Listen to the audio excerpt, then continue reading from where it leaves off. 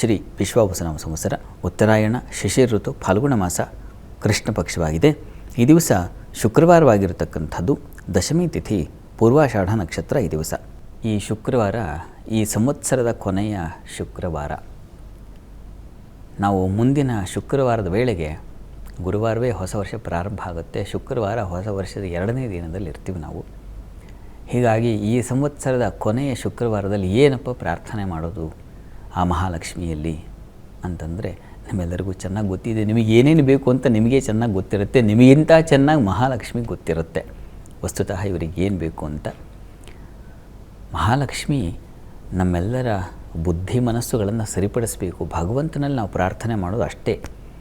ಮನೋಬುದ್ಧಿಗಳು ಸ್ವಚ್ಛಗೊಳಿಸಲಿ, ಸ್ವಚ್ಛವಾಗಿ ಇಟ್ಕೊಳ್ಳಿಕ್ಕೆ ಅವಕಾಶ ಮಾಡಿಕೊಡಲಿ, ಅಂಥವರ ಸಂಪರ್ಕ ಏರ್ಪಾಡಾಗಲಿ, ಇದನ್ನೇ ನಾವು ಪ್ರಾರ್ಥನೆ ಮಾಡಬೇಕು.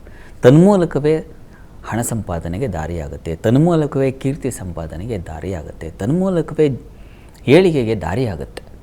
ಹೀಗಾಗಿ ಹಾಗೆ ಮಹಾಲಕ್ಷ್ಮಿಯಲ್ಲಿ ಮುಂದಿನ ವರ್ಷ ಇಷ್ಟು ವರ್ಷ ನಾನು ಮಾಡಿದ ಯಾವುದೋ ಲಕ್ಷ್ಮಿ ವ್ಯವಹಾರ ಚಟುವಟಿಕೆಗಳಿಗೆ ಅಧೀಶ್ವರಿ. ಹೀಗಾಗಿ ನಾವು ಎಷ್ಟೋ ಬಾರಿ ಬಾಂಧವ್ಯಗಳಲ್ಲೂ ವ್ಯವಹಾರ ಮಾಡಿಬಿಟ್ಟಿರ್ತೀವಿ.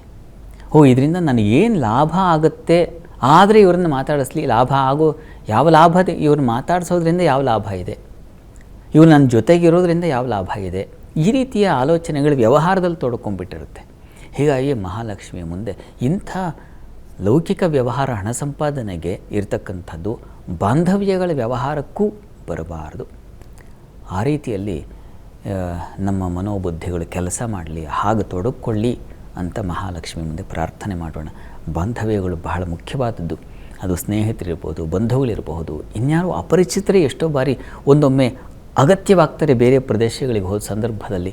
ಅಂಥವೂ ಕೂಡ ನಮಗೆ ಮಾರಕವಾಗದೆ, ನಾವು ಅವರಿಗೆ ಮಾರಕವಾಗದೆ, ಅವರು ನಮಗೆ ಹಾಗಾಗದೆ, ಆ ರೀತಿಯಲ್ಲಿ ಉಳಿಸ್ಕೊಳ್ಳೋದನ್ನು ತನ್ನ ಮೂಲಕ ಏನಾಗುತ್ತೆ, ನಿಜವಾಗಿಯೂ ಸಮಾಜದಲ್ಲಿ ಒಂದು ಸ್ವಾಸ್ಥ್ಯ ಏರ್ಪಾಡಾಗುತ್ತೆ. ಇನ್ನೊಬ್ಬರನ್ನ ಕಂಡ್ರೆ ನನಗಾಗಲ್ಲ, ಇನ್ನೊಬ್ಬರನ್ನ ಕಂಡ್ರೆ ಇದು ಜಾಸ್ತಿ ಇದೆ. ಈಗ ಯಾರನ್ನು ಕಂಡರೂ ಆಗೋದಿಲ್ಲ ಜನಕ್ಕೆ. ಯಾಕೆ?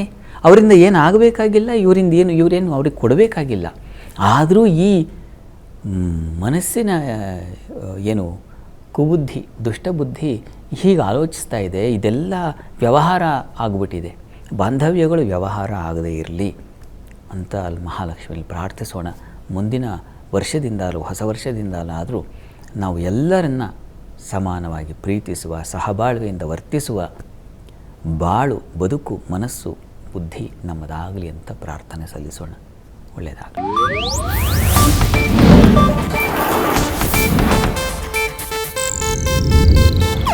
ಇದು ಏಷ್ಯಾನೆಟ್ ನ್ಯೂಸ್ ನೆಟ್ವರ್ಕ್ ಪ್ರಸ್ತುತಿ.